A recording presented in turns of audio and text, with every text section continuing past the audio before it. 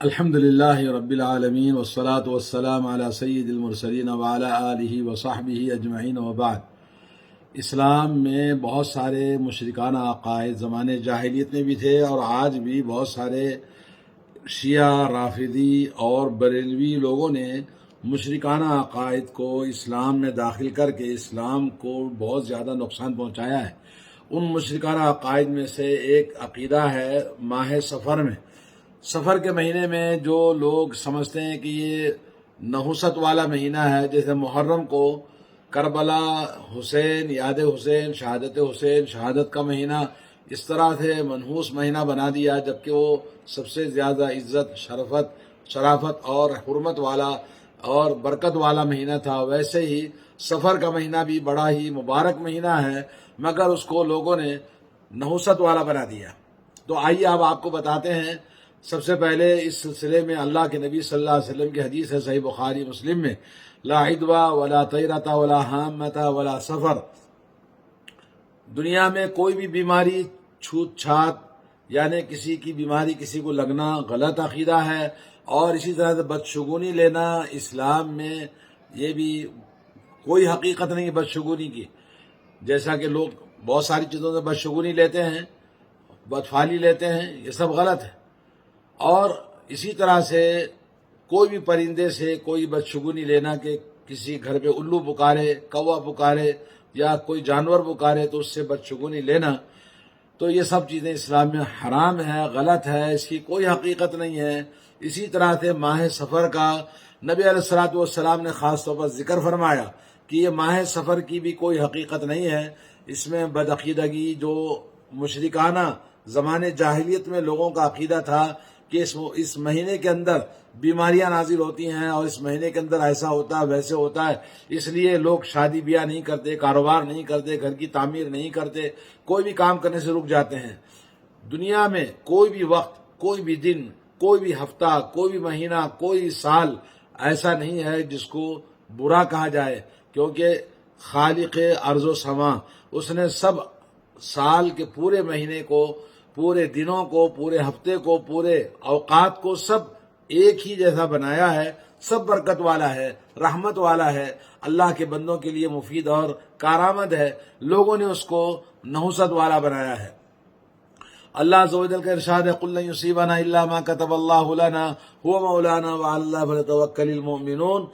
آپ کہہ دیجئے کہ ہمیں جو کچھ بھی اللہ رب العالمین کا لکھا ہوا تقدیر کے مطابق وہی پہنچتا ہے، اور وہی ہمارا کارساز ہے۔ مولانا ہمارا مولا، ہمارا کارساز، ہماری بگڑی بنانے والا وہی ہے، اور مومن لوگ اللہ عز و جل ہی پر بھروسہ کرتے ہیں۔ سورہ توبہ آیت نمبر 51۔ تو اسلام میں ماہ سفر میں کوئی بھی نحوست کی چیز سمجھنا، یا یہ کہ اسلام میں کسی بھی چیز سے بدشگونی لینا، بدفعلی لینا، یہ اسلام میں جائز نہیں ہے۔ اللہ کے نبی صلی اللہ علیہ وسلم نے فرمایا، الطیرۃ شرکن، الطیرۃ شرکن، بدفعلی لینا، بدشگونی لینا شرک والا کام ہے، بدشگونی لینا شرک والا کام ہے۔ مسند احمد میں، ابو داؤد، ترمذی، ابن ماجہ میں حدیث موجود ہے۔ اور ایک حدیث میں سلسلہ صحیحہ میں شیخ البانی نے ذکر کیا، من ردت الطیرۃ فقد اشرک، اگر کسی آدمی کو کسی کام میں رکاوٹ پیدا ہو جاتی ہے کسی بدفعلی کی وجہ سے، کسی نے چھینک دیا، کسی نے کچھ اور بات کہہ دیا، تو بولے آج کام نہیں ہوگا، آج کام خراب ہو جائے گا، اس کی صورت دیکھ لیا کام خراب ہو جائے گا، اس طرح کوئی بھی بدفعلی لینا، بدشگون لینا اسلام میں حرام ہے، جائز نہیں ہے، اور یہ شرک والا کام ہے۔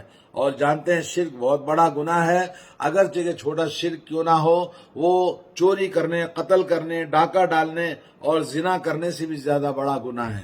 تو اللہ تعالی ہمیں ہر طرح کے شرک و بدعات سے محفوظ رکھے۔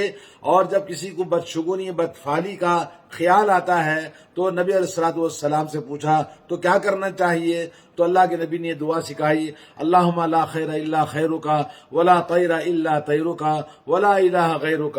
مسند احمد کی حدیث ہے، اے اللہ، دنیا میں کوئی بھلائی نہیں ہے سوائے تیری بھلائی کے، اور کوئی بدشگونی نہیں ہے سوائے تیرے بدشگونی، یعنی تو جس کو بدشگون بنا دے، اور کوئی تیرے علاوہ کوئی معبود برحق نہیں. یہ حدیث، یہ دعا یاد کرنی چاہیے.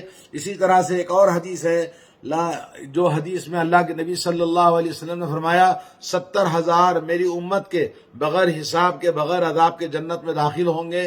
ان کے 4 صفات ہیں. ان میں سے ایک صفت تو لا یسترقون، جھاڑ پھونک کے لیے ادھر گئے ادھر گئے جھاڑ پھونک نہیں کرواتے. بولے میرے کو دم کرو میرے کو دم کرو، اس کے پاس گئے اس کے پاس گئے، کالا دھاگا لال دھاگا یا ہے کہ تعویذ پلیدے گنڈے نہیں کرتے. اور دوسرا ہے کہ وہ بدفعلی نہیں لیتے، ولا یتطیرون، بدفعلی بدشگونی نہیں لیتے، کسی بھی چیز سے بدشگونی نہیں لیتے. ولا یکتعون، اور کسی بھی چیز کا علاج داغ کر جلا کر نہیں کرتے. وعلی ربہم یتوکلون، چوتھی صفت یہ بتائی کہ اللہ پر توکل کرنے والے ہوتے ہیں. یہ جن کے اندر 4 صفات، ان میں سے بدشگونی لینا ایک صفت ہے جس سے آدمی جنت میں جانے سے رکاوٹ بنتی ہے. اور یہ 4 صفات جس کے اندر ہیں وہ بغیر حساب کے بغیر عذاب کے جنت میں داخل ہوتے ہیں. اللہ تعالی ہمیں ان میں شامل فرمائے.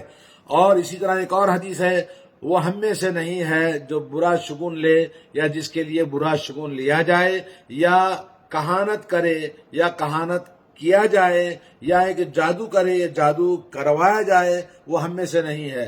تو اس حدیث میں بھی اللہ کے نبی صلی اللہ علیہ وسلم نے فرمایا برا شگون لینا اور برا شگون بدشگون لینا یہ اسلام میں وہ ہم میں سے نہیں ہے، اسلام میں نہیں ہے، مسلمان نہیں ہے جو اس طرح سے بدشگون لیتا ہے.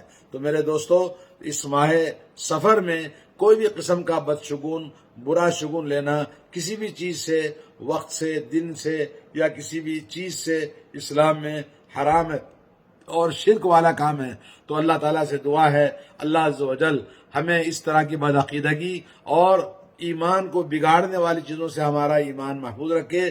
وصلی اللہ علی نبینا محمد وعلی آلہ وصحبہ اجمعین. والسلام علیکم ورحمۃ اللہ وبرکاتہ.